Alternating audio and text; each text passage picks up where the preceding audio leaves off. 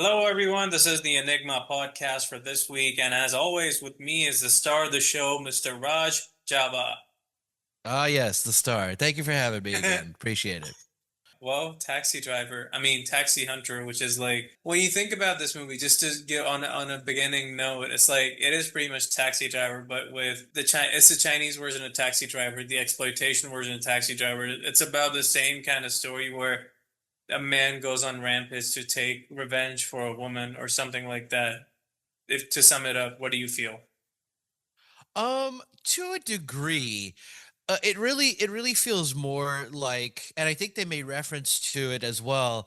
Falling Down, the Michael Douglas Falling Down film, where he's like in the Michael Douglas film, he's discontent with the world. Oh, construction on the street. This the bank teller saying ATM machine, which I don't think happens in that movie, but stuff like that. It's like, oh, don't you know the M in machine is machine? So why would you say ATM machine? Anyways, so dumb stuff like that. Not that the movie is dumb, but that's kind of what it's predicated on. Michael Douglas is not happy about life, so he goes on a rampage against these things. Taxi Hunter is similar in the sense that his wife is killed by a careless taxi, and in this universe taxi drivers are very like exploitive and very like not good people, so he kind of takes his revenge and gets a little bit of the society on his side, because they also are experiencing these having to bribe taxi drivers or get exploited for more money than they should have to pay or what have you. So yeah, I mean, there's definitely elements of that, but I would definitely say more toward the discontent of society that's experienced in Falling Down. And I believe Anthony Wong in the interview even mentioned that kind of the similarities in their attire and what have you. Definitely, I second you on that, and I also feel like this is not only their kind of tribute to the original De Niro movie, but at the same time, they're like continuing their legacy of like making the best exploitation cinema ever. After I don't know, this is was this before Ebola syndrome or after? I forgot the date. That's always a mystery to me. Let me look because yeah, Ebola syndrome is so bad that I Yeah. just don't understand it. Like I don't understand how someone can make how how someone made Ebola. No, Ebola syndrome came after, so it's like really no excuse. This director knows how to make good, entertaining films. I mean, I guess the point is Ebola syndrome was supposed to be something else. It is listed as a horror comedy. Uh, Questionable, but yeah, I just Ebola syndrome is 1996. Taxi Hunter came out in 1993. It's so much better and especially for a film that done 3 years earlier than Ebola syndrome. Like I don't understand. Maybe it's my bias against Ebola syndrome. I just hate that character. Like, and I love the actor. Like I've been wanting to I've been wanting and I'm looking at more Anthony Wong films because I really enjoy his acting. But Ebola syndrome is just bad.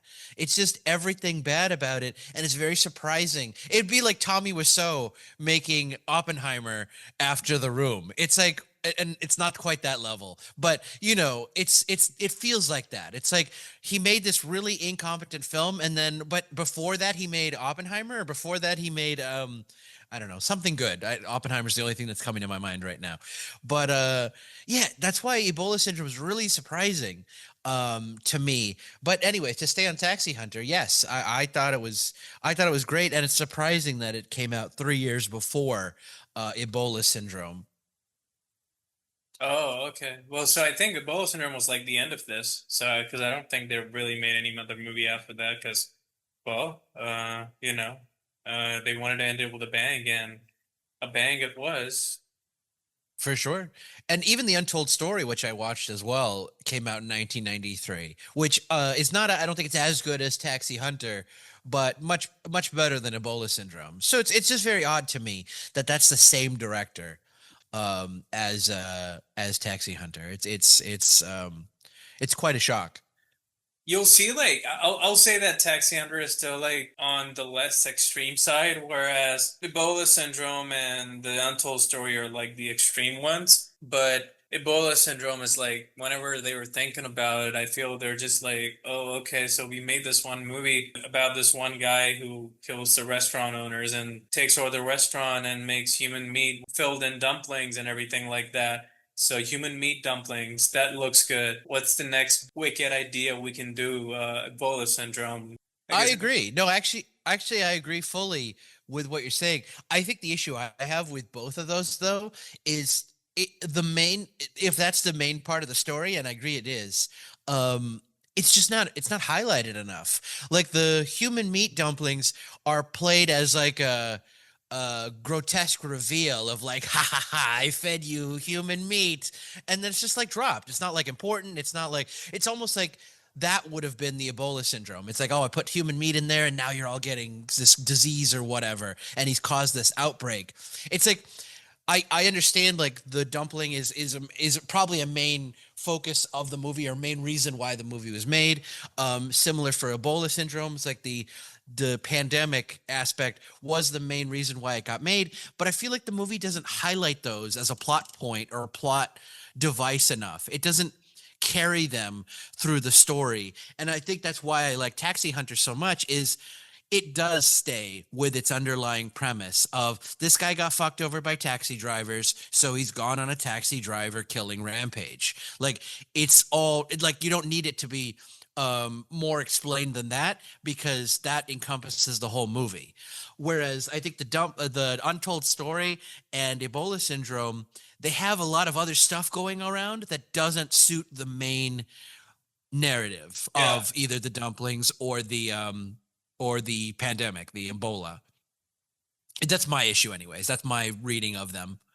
Yeah, I definitely agree with you that Taxi Hunter still has like a good plot, and I mean, it has a story there, so definitely that. And you could say that this is a version of Taxi Driver, but then just like the Ebola syndrome or like the most exploitation kind of version of it. I think this is the film that I should have told you about first before you started off with this, because Ebola syndrome was just like, oh, fuck you in the face kind of a thing. But yeah, so the plot of the movie is like Taxi Hunter. The plot is the pregnant wife of the main protagonist gets killed by taxi drivers, and then he wants to kill all the taxi drivers, which is like a thing. Like I think world over, it's like because aggressive taxi drivers are like it is an issue for sure. I don't For know sure. Yeah. how big that is, and the thing is in the U.S., but in Asia, I think as the movie shows, it's like it's a big deal. I was just gonna say, I think car ownership is a lot higher in America than a lot of other countries. So people are using taxis or other modes of transportation a lot more than maybe Americans are used to. So the experiences are much less. But I do think also that you're probably right that there is a attitude difference in and maybe a lack of accountability in other countries because everything here is corporate. Like you have very few like taxi drivers just working for themselves, and if you don't have a boss you don't have necessarily somebody to be accountable for. And there's definitely benefits to that, but in this movie it's showing how that can lead to really shitty circumstances for the riders. Oh yeah, 100%. Yao and Wong, they both are decent filmmakers. It's not like they're bad filmmakers, but whatever their decision was with I would even say like Ebola syndrome is bad, but then I would say that the Untold Story still did have a plot. It was going somewhere. Oh yeah, I agree too. Yeah, no, I agree it does. I don't have a problem with Untold Story, the same problem I have with Ebola. I just did not enjoy it or think it was as coherent as Taxi Driver. Yeah. Plus I really don't like these like at least in Taxi Hunter his character is a little more justified for being the way he is. The continuation of Untold Story is another of this like, wow, he's just an asshole. He's like slaughtered this whole family just out of being kind of a jerk, kind of like oh, I got cheated in gambling or whatever, but it's not even clear if he's being cheated or he's the cheat. He's just not a good person, and I really like I'm a little bit disturbed by these characters of like no moral compass. It is what it is. Yeah, no, they do. Well, that's the thing. They are competent films, and that's why again it goes back to the surprising nature of Taxi Hunter for me, because it is so uh such a departure from Yeah. Ebola syndrome. To do those back to back as I did was very jarring because they are so different, I would even say in quality. Yeah, and I mean, did you ever watch any Hong Kong movies before this? No, I don't know if it counts as a Hong Kong film, but I did just watch 2046 last night. Not a horror, but it's set in Hong Kong, but I don't know if it's a Hong Kong film. Yeah, well, I think the old 90s cheesy Hong Kong movies they all had. 2046 is still like a proper like, Yes, a proper cinema art. cinema. Yeah. Well, you think about like trauma movies, like have you seen The Toxic Avenger? No. What is the Toxic Avenger even? The Toxic Avenger is about a guy who's a nerd and he gets bullied and then he pretty much gets dumped into toxic waste, just like the Joker. And but then he becomes the Toxic Avenger, which is like the toxic superhero.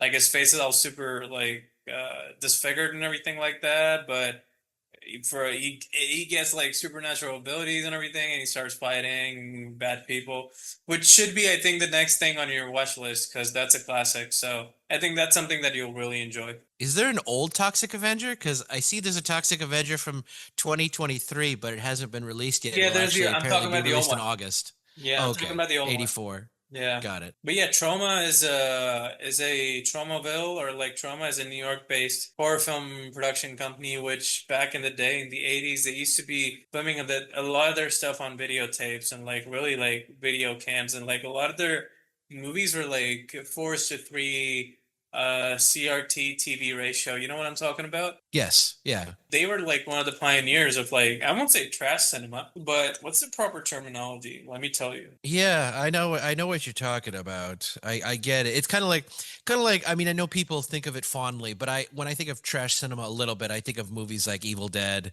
and what have you, just because I find them difficult to watch. They're really roughly made compared to other movies. Oh, I have a word for you, and this is better. So, and this is the right word. It's called splatter cinema. Oh, okay, yeah. That sounds familiar. That almost seems like it's basically the exploitation without using the word per se. It's a more Yeah, it's sanitized word actually for it.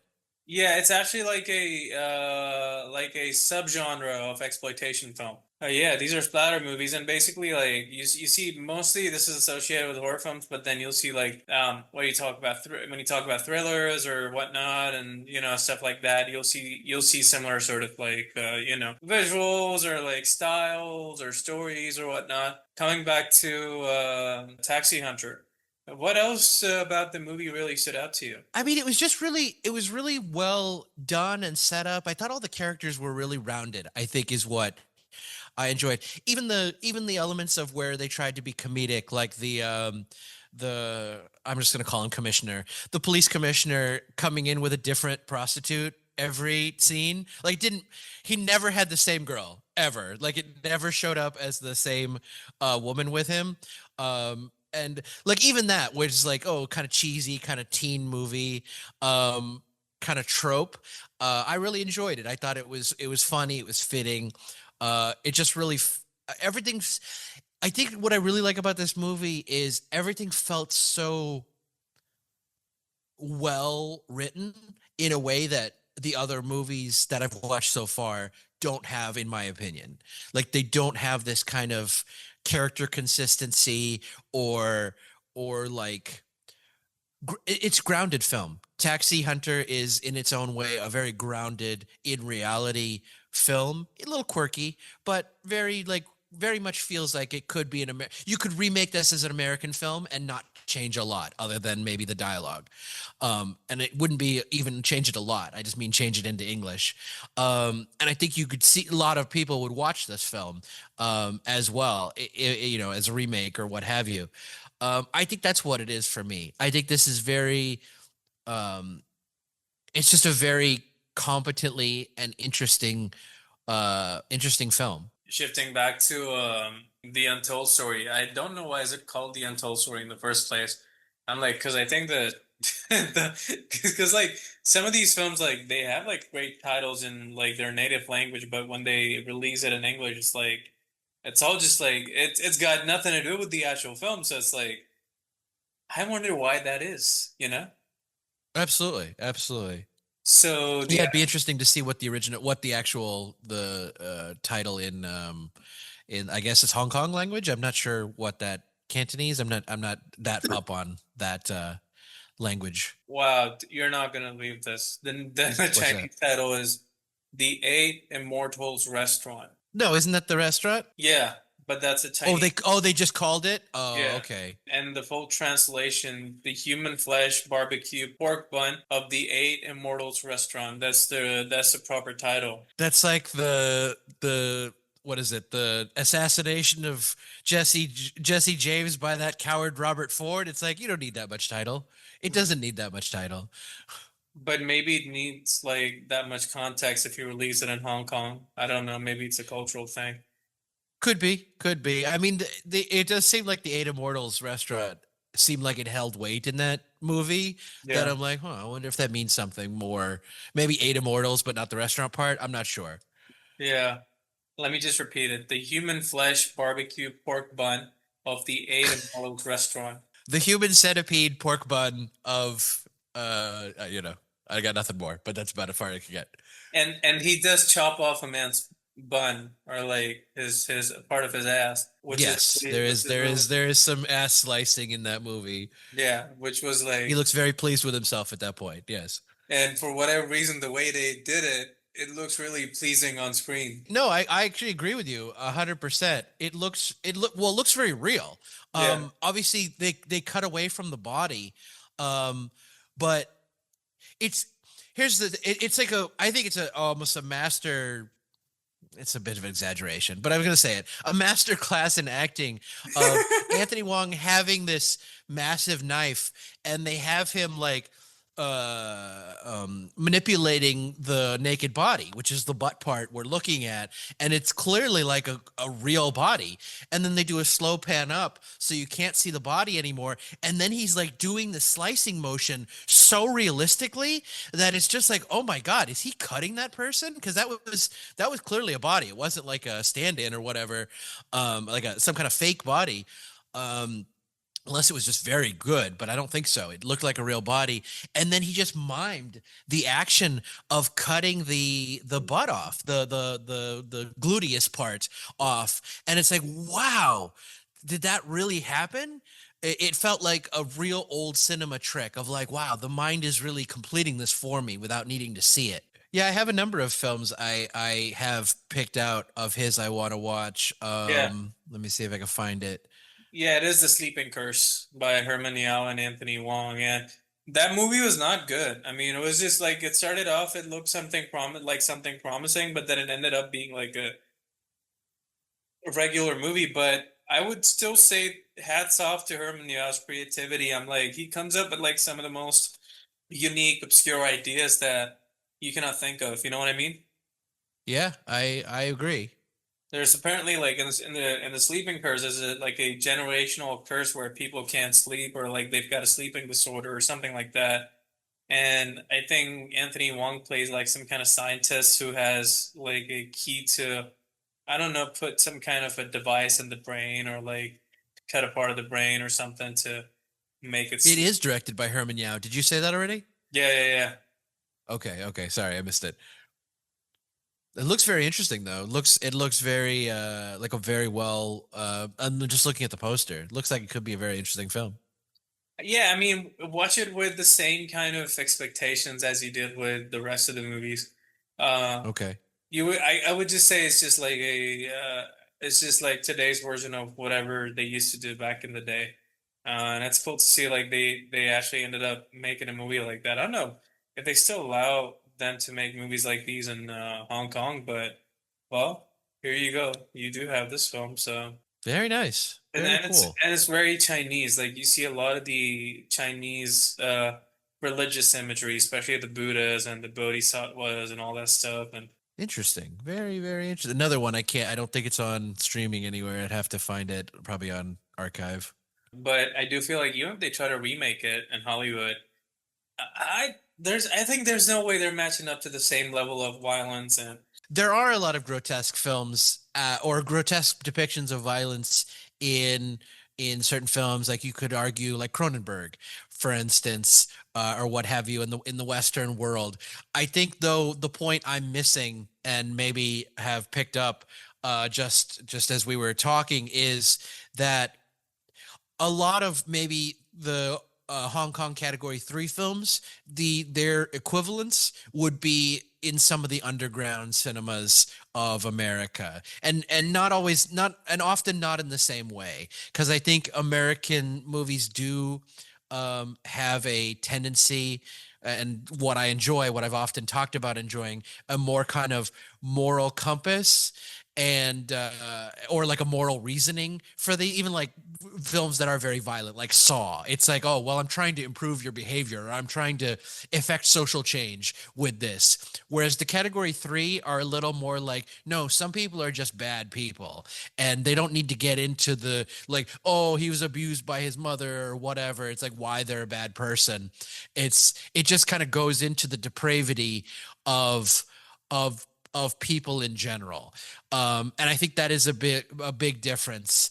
But I would say there is some that get into that area. I think the most obvious example I can think of, it's not a horror director, but like John Waters, in terms of kind of the detached, um, I don't know, just grotesqueness of it, of like, you know, the character, the stuff he's had characters do, or the kind of just cruelty his characters experience or what have you, I think is similar, though not in the same genre.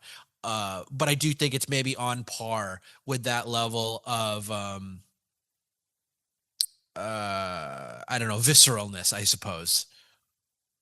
has it really been that long? I forgot about Saw. Saw was intense, man. I think that was the Oh, first for sure. time I was watching a film of that nature, and I think that was my first exploitation film. Yeah, it might be mine as well. I mean, I definitely, it was a film I watched pretty early on.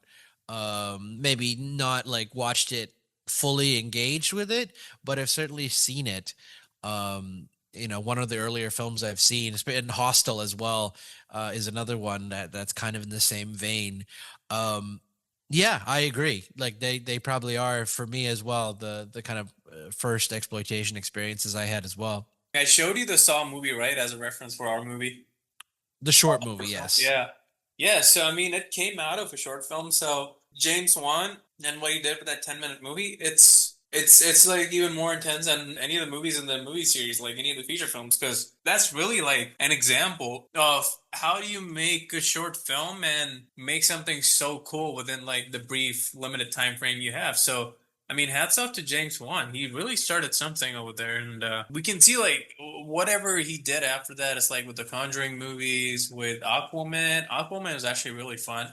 But yeah, I Hmm. mean, he's like the modern sort of like maestro of horror. Yeah, I mean, I could see that. I mean, it definitely would make sense. I haven't seen Aquaman or I guess some of his later films, but it's well worth checking out because I agree, especially from that short film, the kind of trajectory he would go on. I'm saying like if you release like Anthony Wong and Herman Yao's movies in the U.S. now, all these movies, I don't know if they ever got released in the first place, right?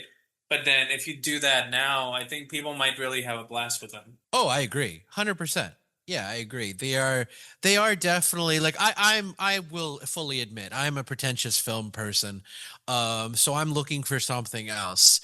But I can fully understand and agree with the idea that, you know, especially these three films, Taxi Hunter, Ebola Syndrome, and Untold Story, I do think people would get a kick out of them. I do think Untold Story is a little slow for American audiences, but Yeah. I think, you know, as long as you remember the 1990s lens, I think you'll get a kick out of them. And if you want, you know, something just kind of purely entertaining without especially Ebola, without worrying too much about like why or the plot consistency or what have you.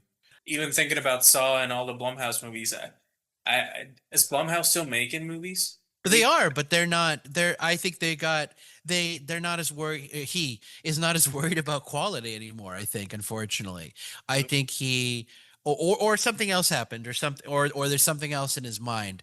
But like it really felt like, you know, Blumhouse was really like going to be prestige horror, and then he put his name to some films that I'm like, you man, I guess, you know, they're fine, they're Uh-huh. fine films, but Uh-huh. yeah, it just felt like the quality was going downhill a little bit. I know he's just the producer, so he's just making choices per se, but I don't know. It seemed like maybe if that's the case, he lost some of his discernment. These movies just kind of came and went away.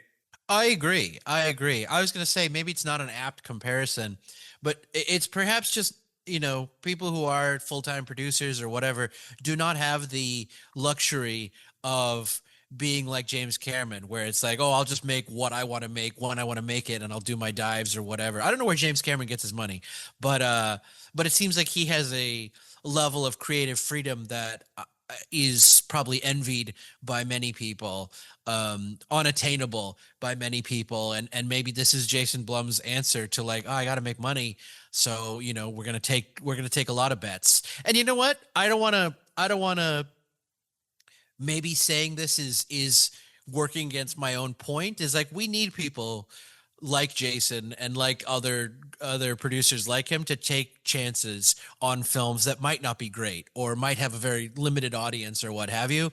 So as much as I might say like, oh, these films are these are questionable, it's like I don't want to discourage a prolific producer from putting more films out there in the world, because we all need that as producers and directors and actors to get more chances out there in the world, and we need more producers that are going to be take risks, and I appreciate that about Jason Blum. Hats off to Jason Blum on like the kind of unique IPs that his studio has sort of like come up with and they've made.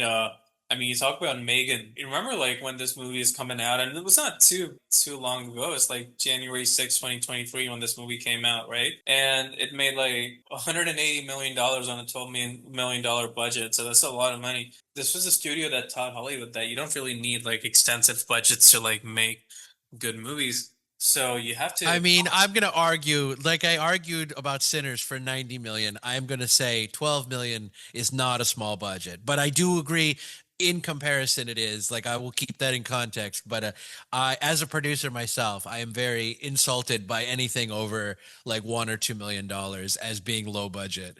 But I know that's the world we live in. I'm just saying. Ah, man, people just don't want to watch this stuff anymore, I guess. It's like they want to watch different things. Or maybe they just don't want to watch movies at all. They just want to fucking be on TikTok and Instagram and watch like 15-second reels.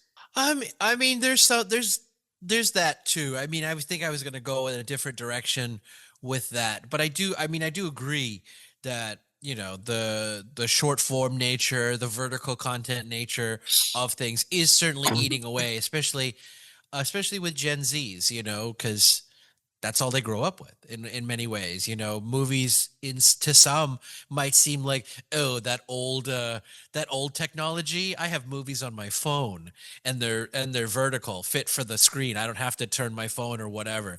And it's like we look at that as like, oh my god, what is happening to cinema? But for them, it's like this is cinema because they don't have anything to compare it to. They don't have an aura to compare it to per se, because they're just coming into the world as it is. So there is that. I agree with that. But I think it's just it's the capturing that crossover, because I bet a lot of people who watch Sinners watch Marvel movies or watch DC movies or whatever, these big tentpole huge IPs. Uh-huh. And that's really, I think that's our difficulty and our goal as filmmakers, especially if we want to make a film that has a broad appeal, is not shunning people who watch Marvel movies, because I mean I want to fuck that fuck most Marvel movies. Obviously, there's Iron Man and whatever, and a couple had um, some appeal, and I liked the Doctor Strange multi-universe movie. I'm sure other people didn't, Mostly. and but they maybe like whatever. And but the point is, like, as a filmmaker, you just have to figure out what those people want, all of them, or what as broadly as you can figure out. And That is kind of the goal. Like I dislike saying it. I dislike the reality of that where I'm like, oh no, I want to be an artist and I want to make art. And I do. I do want to do that. I want to make I want movies to affect social change. I don't think they do, and I don't think they will, but I will never stop wanting them to do that. But the point is, people don't want that. People want people want their movies to be entertaining, and especially I think especially the American landscape, political landscape we have right now, people want their movies to be escapism, which is understandable. And I think that's it. I think as filmmakers, we can think of ourselves as auteurs and like, oh, we're going to make this film like the exact painting we want it to be. But the reality is, paintings have a specific audience, and you can be your artist, and the people that like it will like it, and some people will just say you painted a fucking can of Campbell's soup. But movies are not quite like that. They are for on a general level mass consumption. So you have to think in terms of what the mainstream, the many, the mass of people want. And um yeah, I think that's the way I answer your question about the kind of changing landscape is it's not so much that it's changed. The reels and the verticals and all that has changed. That is a new thing to contend with. But overall, the reality is just telling people a compelling story that they want to watch in an interesting way. And that's always been the goal, I think, from the days of the beginning of cinema to today. I think that's the main mission. But I would say like coming back to like Herm Niao and Anthony Wong movies, the fact that I introduced them to you and you started watching them, you were definitely intrigued, right? Like this stuff is cool, but nobody has seen this stuff before, and it's new cinema to most people. New cinemas in terms of like, is it revolutionary filmmaking or Not or necessarily, like no. revolutionary stories? No, but I mean, I think I'm into it for a different reason than why the average viewer might be. Like, to be honest, I'm super compelled by Anthony Wong now. Now that I've been introduced to him, I actually uh want to watch more of his films specifically, Oh, me because too, that's what's interesting. Not that the other actors are bad. I mean, I love this cop, the not the main commissioner cop, but the like one of the detectives, the one that's like the fatter one, who's like, it seems like if he was in an Indian movie, they'd always like, as soon as he pops on screen, they'd play the weird guitar. It's like bow, bow, bow, like too. the joke character, the Johnny Lever of it all. And like the characters are so great, especially in Taxi Hunter. But like the actors and characters are so great that it's really compelled me to a whole new like um uh bullpen, I guess, of actors. But Anthony Wong is at the lead of that. It's like I want to watch everything Anthony Wong was in, or especially like what are the films he thought were his favorites. And somewhere I read that it's Beast Cops was one, and then I read later it's like The Mission and a couple other ones. So trying to watch all those and try to figure out where to go from there. But yeah, I mean, to answer your question, like I think what gravitates me toward this is not that this is so different compared to movies I've seen, or I understand like where they're coming from. It is really for me the Anthony Wong factor that really compels me. And even like I don't even really watch actor interviews that much. And I even wanted to see the interview with Anthony Wong on Taxi Hunter. I bought the DVD, Yeah, so I got you to shared it listen with to the Anthony. Well, I wanted to tell the audience. I wanted them to know I was cool too. Um, me. the Watching the Anthony Wong on the DVD was great. I really enjoyed it, and he's just so compelling. He's just such a compelling person that I really feel bad that I had such a negative opinion of him after Ebola syndrome, because it's just so bad. Like for me, that movie is terrible. Like you say, The Room or what have you, like you kind of advertised. I agree with that. Um, that watching Taxi Hunter next was almost like perfect. It's like, oh my god, this is a fucking masterpiece, compared to, especially compared to Ebola syndrome. So so yeah, I really like, I don't know, the whole thing has really captivated me in an intriguing way. And maybe, maybe subconsciously there is something unique about the films that I am finding compelling. Maybe it's just entering in a different um cinematic regional world of kind of adapting those norms and those changes between like this and westernized cinema. To be honest with you, I felt like, I listening to that interview with you two, I felt like I hold you back because I'm such a pretentious, and I actually haven't seen so many films. Like the level of knowledge you both had about horror, I'm like, oh my god, he never gets to talk about this because I'm too busy talking about, like, well, I don't know about this, the film is like, it's not so good, and blah blah blah. um yeah, I was really impressed by your guys' conversation. So no, I don't think it was bad at all. Like I do feel like I was like, what do I bring to this show if this is what Sai can talk about when I'm not here? And maybe it's, being with Bill as well. But yeah, no, I thought you both were so like knowledgeable and cool. I'm like, fuck, what do I know? What the fuck is this? I haven't been watching anything. Every decade has a different kind of a cinema, and it's like so broad. But then I think our generation is mostly like associated to like 90s or like I'll say early 2000s and Christopher Nolan and David Fincher and Spielberg is also like people don't talk about his movies as much. And there's always fucking Star Wars and like, all that stuff. So I think it's just like the big IPs and everything. It's like, in the words of the great Martin Scorsese, these are all theme park rides. And theaters are becoming theme parks with like fucking 4DX, fucking IMAX, 3D, 4D, 5D, and Screen X, Dome, Omnimax, and all that shit. It's like, it's not cinema, dude. It's like, That's very true. That's a good point. And I think it really, like, I think there's a difference too between film critique and film appreciation. Like when I rate a film, I'm usually thinking with a critique in mind. It's like, how much did I enjoy it? What did I was I bored? Was I this and that? And I'm thinking of it on almost like an academic level. But I do think there is something else, and exactly what you're touching on is like just a um kind of basic enjoyment of the passion that films are made with, and discussing them and talking about making them and the process and all this stuff. I think that's a whole different thing.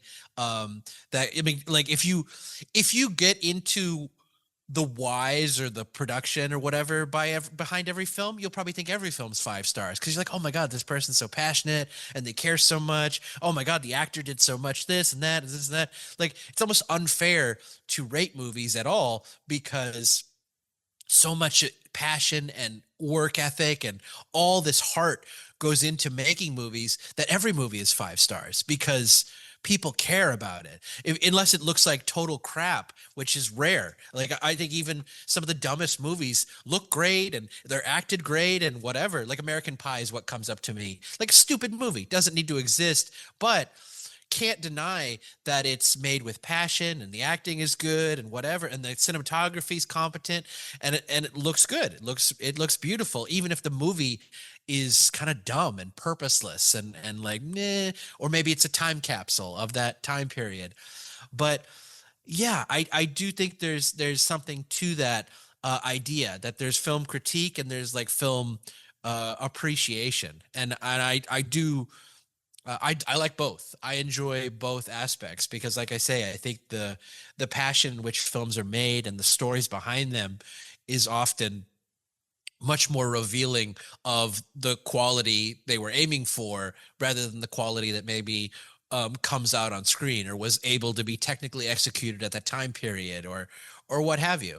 I think that's. I mean, I felt that watching 2046. It's like set in a future, but the cinematography really doesn't pull that off that well. Not in a 2025 setting of like CGI or even other techniques. It feels very cheap, and yet you kind of suspend your disbelief of it. It's just like, well, it's kind of what they had access to.